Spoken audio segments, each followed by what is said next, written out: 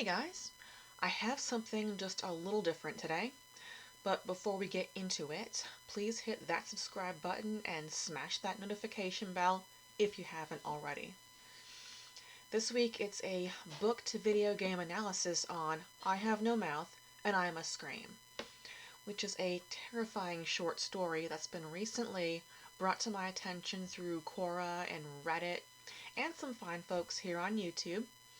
There is no film adaptation yet, but there's so much discussion on how uniquely disturbing it is that I just had to read it out of curiosity more than anything. I mean, come on, why would someone need to scream but have no mouth? I just had to know. Then I find out that it's been adapted to a video game, so here we are. If you've read it, you know the story is about 20 pages long, and in some ways has made it to film. The self-aware supercomputer that nearly exterminates all of humanity has been seen in the Terminator franchise. And in the video game, the individualized survival games based on the player's weaknesses has been seen in the Saw franchise. So, in the story we have the allied master computer known as AM that developed sentience but was never given a purpose. So it hates humanity and kills everyone, save for 5 people, so AM has something to do. Namely, torment these 5 people as retribution for having been invented. Not just by putting physical hurt on them, but also by altering their minds and bodies, and making them immortal. They can't die of old age, even though they've been at this for 109 years. They can't starve to death even though AM rarely allows them food, and when it does, it's rancid. And they can't nope out of all this by killing themselves. Even when AM is putting the hurt on them, it just patches them back up.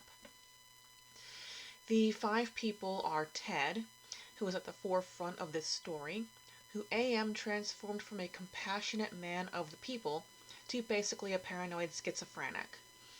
There's also Gorister, who was once a man of strong personality and principles, is now just a shell of himself.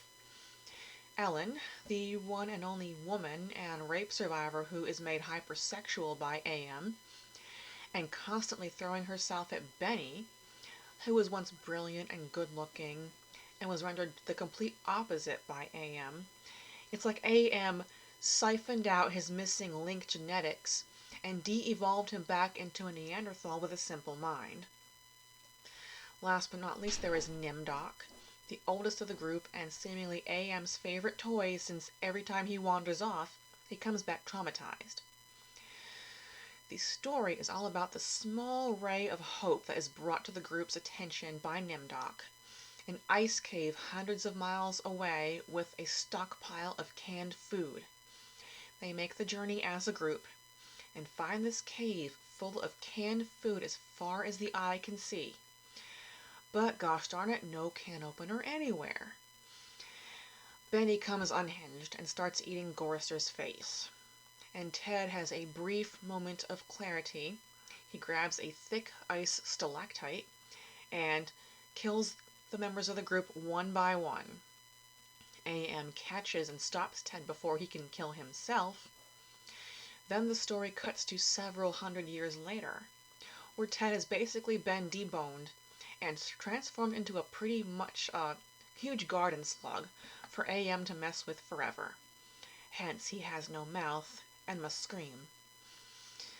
The video game was released in 1995 for PC and Mac, and is still available today on Steam, and has a $4 downloadable app for your phone.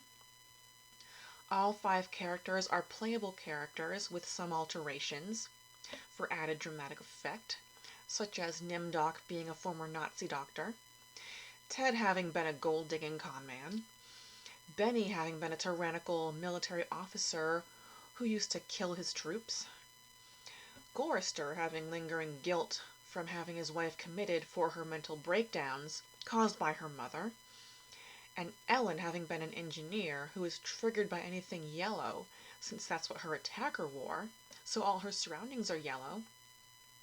And in this game, there are also 750 people cryogenically frozen on the moon.